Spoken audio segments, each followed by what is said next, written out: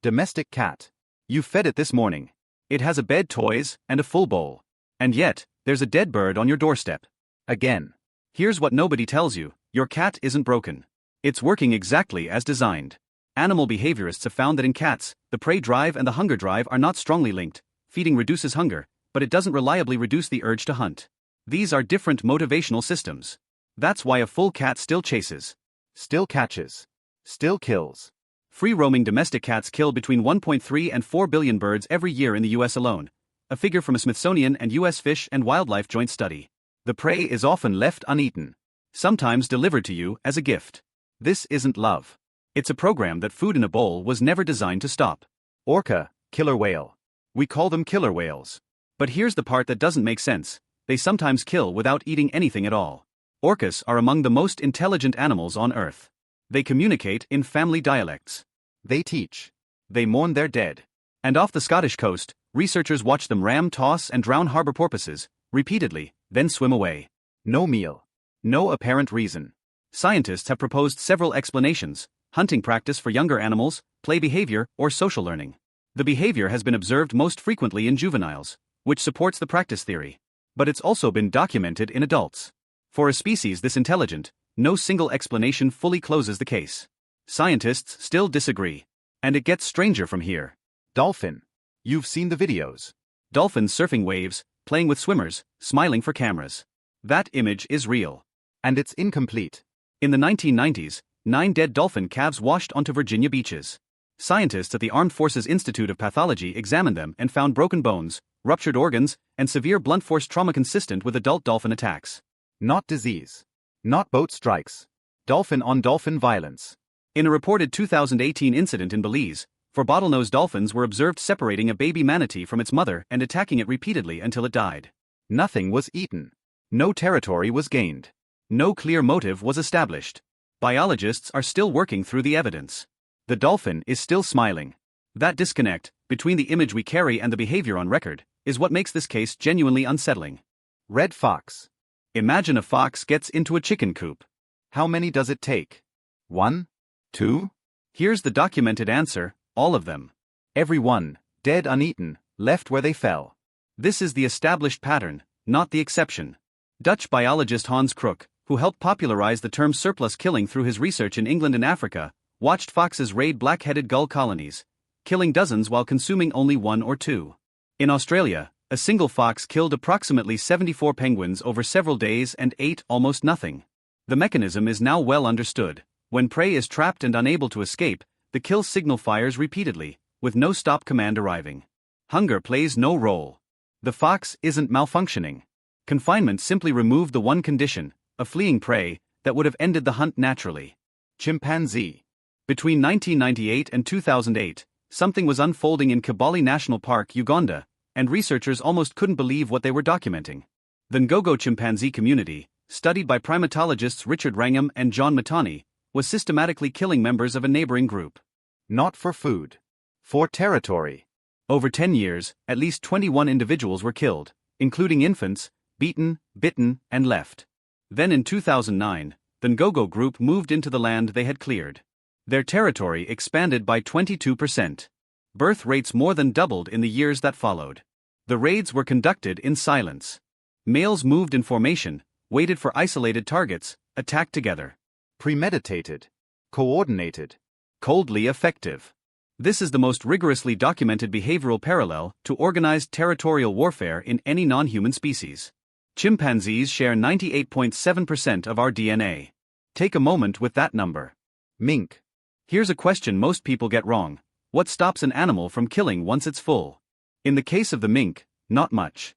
The American mink has one of the highest metabolic rates of any mammal. It must eat constantly just to survive. But its killing instinct frequently continues after feeding stops. That's the documented pattern. Put a mink in an enclosed space with multiple prey, a rabbit hutch, a fish pond, a poultry pen, and it will move from animal to animal, killing beyond any feeding need. Wildlife biologists use mink as a standard case study for surplus killing precisely because the behavior is so consistent and so well recorded. On farms across Europe and North America, mink have been found surrounded by dozens of uneaten carcasses. The kill drive, once activated in a confined space, frequently does not stop when hunger does. Lion. We put the lion on currency, on crests, on the logos of sports teams. The symbol of power, protection, nobility. Here's what we leave off the logo. When a new male takes over pride, one of his first acts is to find every cub sired by the previous male, and kill them. Not for food. The cubs are left where they fall. The purpose is biological and cold. A nursing female won't mate. Kill her cubs, and she returns to fertility within weeks.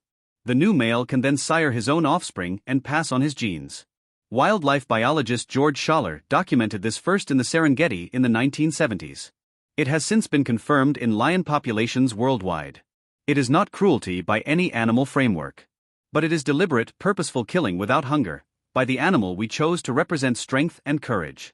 Honey badger. The Guinness World Records named it the world's most fearless animal. That title is earned in ways most people don't fully know. Honey badgers are resistant to most snake venoms. Their skin is loose enough that if grabbed, they can rotate inside their own hide and bite back. Their jaws can crack a tortoise shell. And when they move through a space, a beehive, a snake den, a burrow system, they often kill more than they eat. Observers describe the behavior as methodical and unhurried. One target at a time, working through a space without panic or frenzy. Honey badgers also raid other predators' food caches, consuming what they want, and leaving the rest. They operate well beyond whatever the immediate feeding need is. What comes next on this list is the animal that takes territorial overkill even further. Wolverine. It weighs 25 pounds. It regularly drives grizzly bears away from their kills. And its scent marks carcasses it cannot finish, rendering them repellent to most other scavengers, in what researchers believe is a food storage strategy. The wolverine scent marks to protect a carcass for its own later use. But the scale of what it kills still regularly exceeds any consumption. Researchers in Scandinavia have documented wolverines killing reindeer calves in numbers that go well beyond what they cache or eat. The surplus isn't deliberate destruction. It's a predatory drive that runs past the point of need, followed by an attempt to hold onto what's left. It's the animal equivalent of taking more than you can carry, then guarding the pile. The outcome,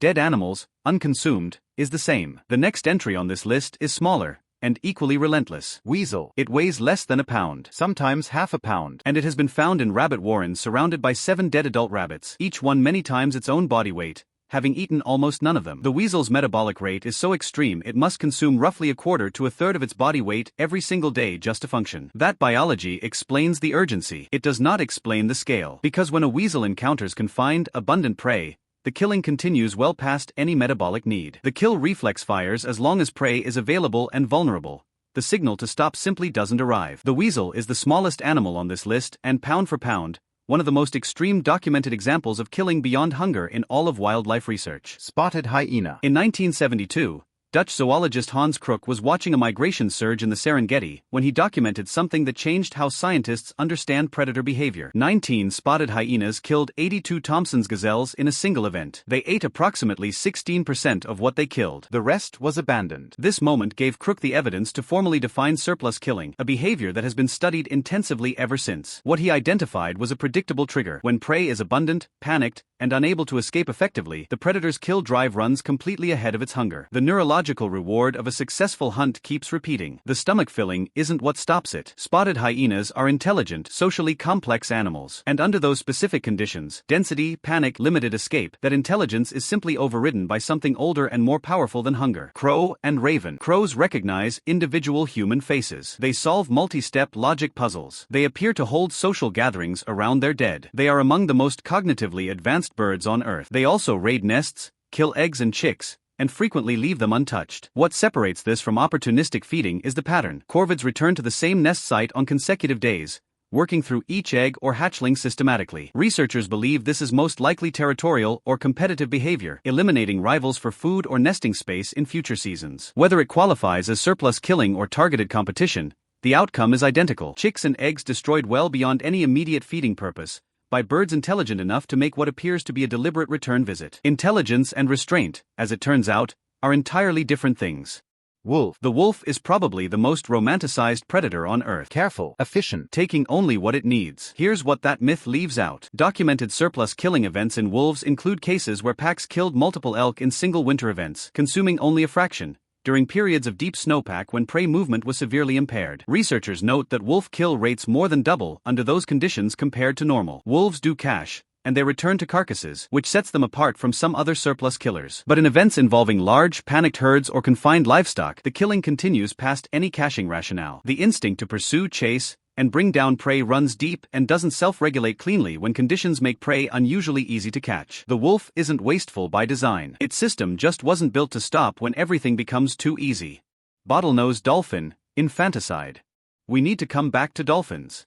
Because what was described earlier, the porpoise attacks, the manatee incident, isn't even the most documented pattern.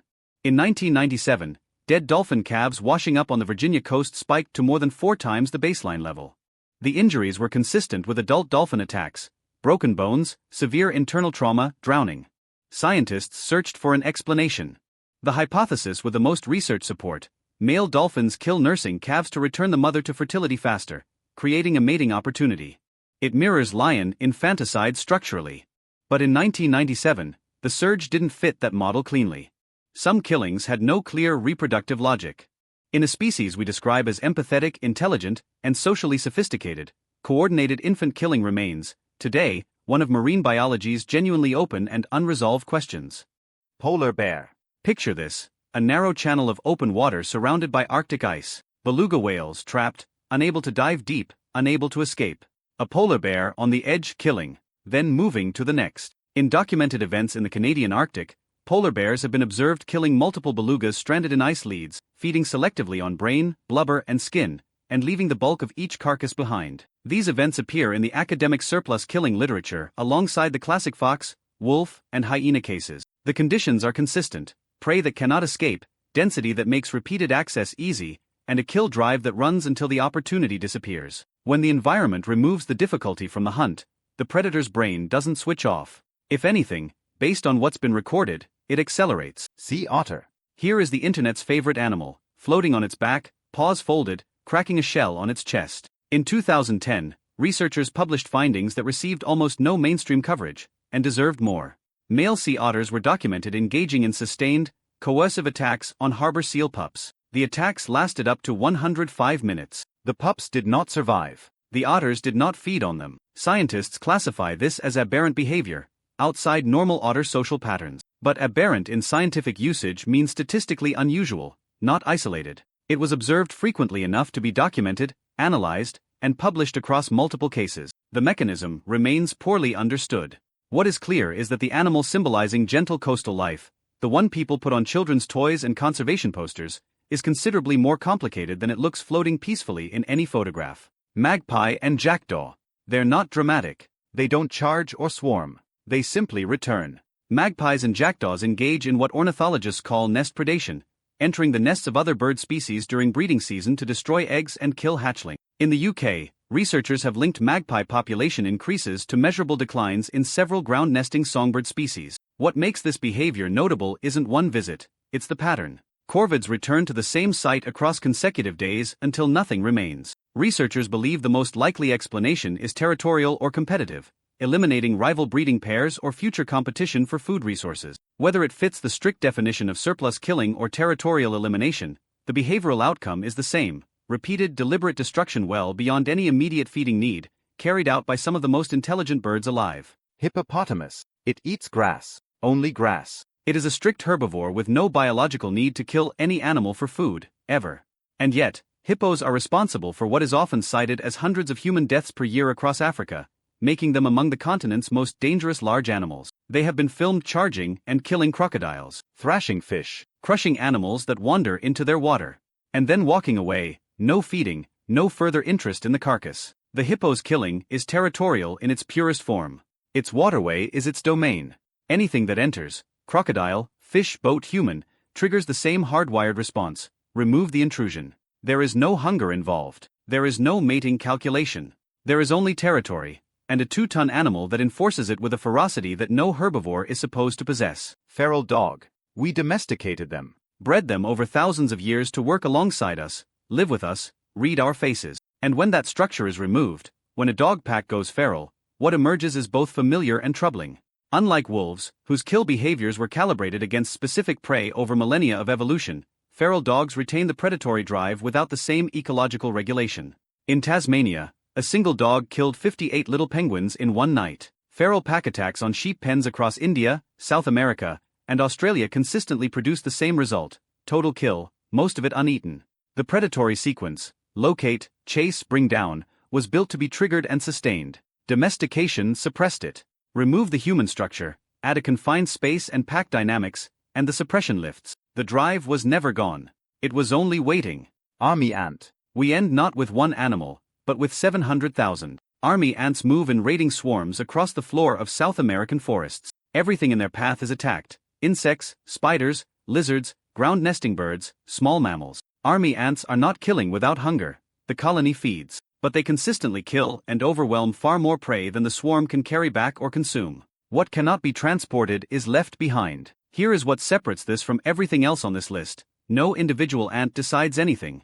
There is no brain in charge. The swarm operates as a superorganism, a collective process with no central command and no mechanism to stop when the column has taken enough. The killing isn't cruelty.